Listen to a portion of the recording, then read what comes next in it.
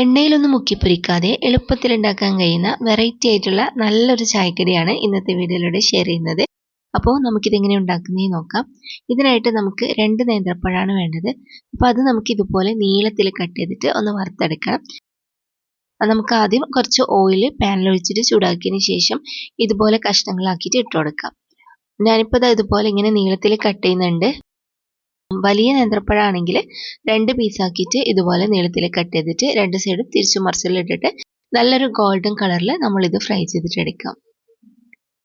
അപ്പോൾ ഇത് റെഡി ആയിട്ടുണ്ട്. നമുക്കിനി ഒരു പാത്രത്തിലേക്ക് മാറ്റി വെക്കാം.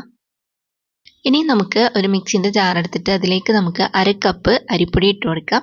ഇനി ഇതിൻ്റെ കൂടെ തന്നെ നമുക്ക് ഒരു മുട്ടയും കൂടി പൊട്ടിച്ചൊഴിച്ച് കൊടുക്കണം. എന്നിട്ട് നല്ലൊരു ഫ്ലേവറിനായിട്ട് നമുക്കൊരു 4 ഏലക്കായ ചേർത്ത് കൊടുക്കാം. ഇനി വേണ്ടത് പാലാണ്. തേങ്ങാപ്പാലോ അല്ലെങ്കിൽ മിൽമാപ്പാലോ ഏതായാലും എടുക്കാം.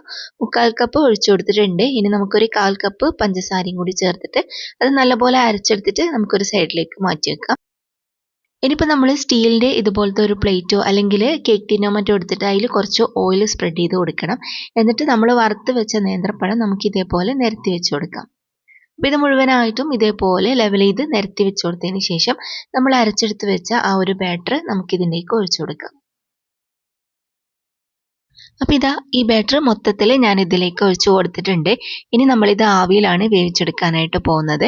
ആവി പാത്രത്തിൽ നമുക്ക് ആദ്യം കുറച്ച് വെള്ളം ചൂടാക്കിയിട്ട് അതിൻ്റെ മുകളിലേക്ക് നമുക്ക് ഈ ഒരു തട്ട് വെച്ച് കൊടുക്കാം. ഇത് വേണമെങ്കിൽ നിങ്ങൾക്ക് ലഞ്ച് ബോക്സിലും ഉണ്ടാക്കാൻ പറ്റും കേട്ടോ. ലഞ്ച് ബോക്സിൽ ഓയിൽ സ്പ്രെഡ് ചെയ്ത് കൊടുത്തിട്ട് അതിലേക്ക് ഇത് ഒഴിച്ചു കൊടുത്തിട്ട് വെച്ച് കൊടുത്താലും മതി. ഇനി നമുക്ക് മൂടി വെച്ചിട്ട് ഒരു 15 മിനിറ്റ് കുക്ക് ചെയ്യാം. ഇപ്പോൾ ഏകദേശം 15 മിനിറ്റ് ആയിട്ടുണ്ട്. നമുക്കിനി ഇത് ഓപ്പൺ ആക്കിയിട്ട് നോക്കാം. ഇത് നല്ലപോലെ കുക്കായിട്ട് വന്നിട്ടുണ്ട്. ഇനി നമുക്കിതിൻ്റെ ചൂടാറാൻ വേണ്ടിയിട്ട് വെയിറ്റ് ചെയ്യാം.